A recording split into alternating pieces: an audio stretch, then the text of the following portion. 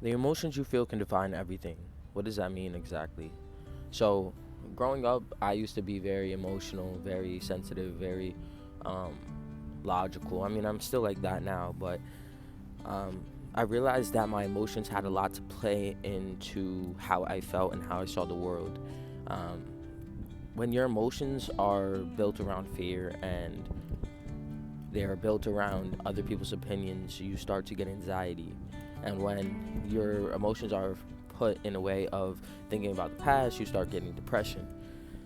A lot of people are talking about it now, but back then nobody was really talking about it, and I feel like I just want to clear some things up about the emotional state.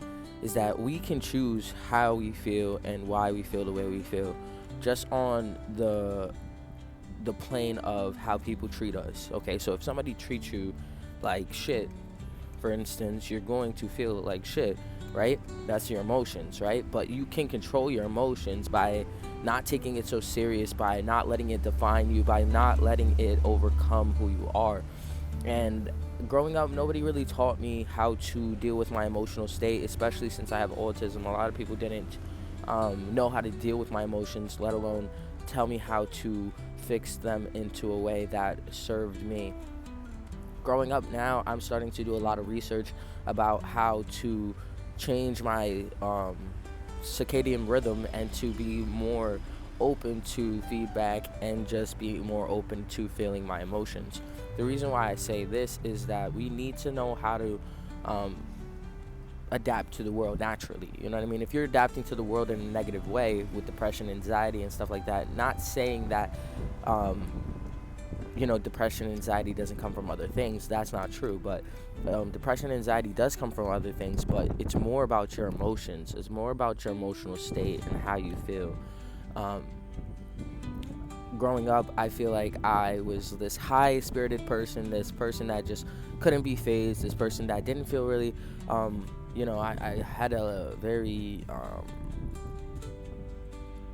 invisible mindset, and in the sense of like I just saw what I saw and that was it. Growing up now, I'm feeling a lot of emotions that I don't really understand, nor do I talk about, so it kind of gets built up. That built up energy, those built up emotions can become something detrimental in your life, and this is why we need to talk about emotions. This is why we need to talk about therapy. This is why we need to talk about different ways of coping, because a lot of people cope with drugs and alcohol and weed and all this shit. And yes, that's fine. If you have, your way of doing things, that's great. But are you really sitting down and dealing with your emotions, or are you just blocking them out for a temporary vice? You know what I mean? You're blocking them out because you feel like that's what you need to do because you saw everybody around you do the same thing. So now you're doing the same thing. Not saying you're a follower, but just saying that those those patterns that we grow up and the patterns that we grow up to see is how we feel like we need to deal with our emotions, and that's not really the case. I used to smoke a lot of weed. I used to drink. I used to party. I used to do a lot of things, and I still do them, once in a while. But I don't drink anymore. I don't smoke weed anymore, and I definitely don't party as much as I used to. Um, Maybe it's just because I see the world changing in a different way and I want to change with it, or I just don't feel interested in that particular thing anymore. Um, the thing about it is the emotions creep up. See, that's the thing. Emotions really do creep up. They creep up in a way that like you can't really understand because emotions are not logical. You know what I mean? And that's the thing. We have such a logical mind until our emotions get the best of us. We know what we want until our emotions get the best of us. We know how we want to treat people until our emotions get the best of us. We know how we don't want to treat ourselves, and then it's still how we react to our emotions. So our emotions are a plane of non-logic, right? So if they're not logical, we have to put in some type of energy to make our emotions dimmer down. If they don't dimmer down, then what happens is you start to get overwhelmed about who you are, where you're going, all these things, right? And it kind of clouds your judgment. That clouding your judgment can lead to a whole bunch of things depending on who you are. If you have an addictive tendency, if you have a self-seeking or you just want validation. You know what I mean? And it's okay to want validation, but don't overdo it just because your emotional state is not where it needs to be. Because sometimes you're asking people you're asking the wrong people for advice, and that advice is going to lead you to do certain things that you don't want to do just because of your emotions. Um, and I've experienced it a lot more, um, like in the past than I am in the present. I kind of am starting to work on the things that I need to work on. Not saying I'm healed. I'm not healed. Nobody's fully healed. But at the end of the day, you have to start healing yourself somehow, and it starts with your emotions. Where are your emotions taking you? How far are they taking you, and why do you feel like you need to escape from your emotions and the feelings that you feel? Because basically everything that you do, that is so-called negative to society, like drinking alcohol, this stuff, is um, making you feel like you need to go and seek that to feel more comfortable within your emotional state.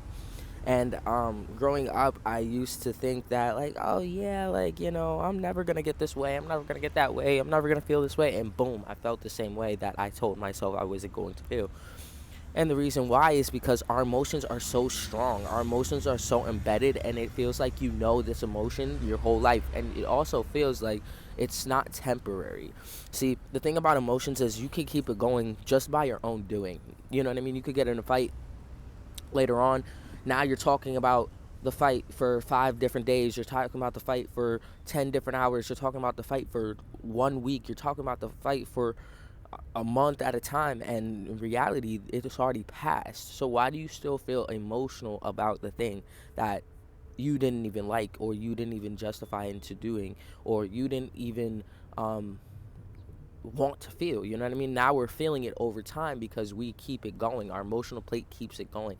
And these are the things that we need to stop. We need to stop holding grudges. We need to stop holding backlash, and all these things, resentment, because those resentment is going to keep the emotional state from being the way it is. Because in reality, our emotions are not logical, and what you feel now is basically what you felt back then. You could still feel now. It's called PTSD and all these other things, and um, you can still feel the emotion like it was raw. And that's the thing that I've experienced, is like letting go of the harsh narrative of, oh, you're sensitive, or you're this and that. But in reality, you have to be a little bit sensitive to deal with your emotions. You have to be a little bit open to dealing with your emotions, or you're going to close off, and that's called numbing.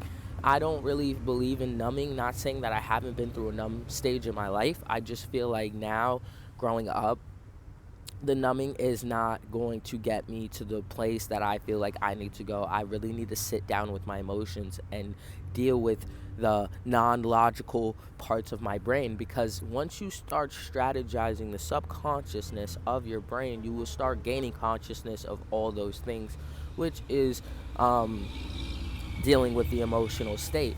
The emotional state is very lucid. It's very it like has a veil. You don't really see it, and but you feel it. You feel it, but you don't really see it as much. You know what I mean? Unless you start, doing things that make it shown, like your actions are showing that you feel a certain way. Um, but let go of the grudge, let go of the pain, let go and just try to embrace and embody that you feeling these emotions. But once you start feeling these emotions, you have two choices. You could either keep it going, like I said, for weeks, months at a time, years, or you can sit down with your emotions and really like lock in with yourself and be like, okay, these emotions are not logical. These emotions are not going to get me to the place I want to be, because now I'm feeling this every single day. Because emotions are feelings, feelings are emotions. So it goes hand in hand. But when you're feeling these things, it's also changing your physical code as well, because now you're feeling things that um, hurt you. So now you're feeling the hurt in your body, and it all plays a big factor in how you feel and what you're feeling and why you're feeling them. I think the longest time I felt like things weren't really going the way I wanted to, and that was making me more anxious than not. And that anxiousness um, prevails over time, because anxiety kind of just is the emotional state that is fearing what is not there. You know what I mean? So you're fearing what is not there, and that is that is really just not in our control. You know what I mean? So now your physical state is, hurting, your mental state is hurting, your emotional state is hurting. Now you're just hurting. You know what I mean? So we have to gain control of these emotions.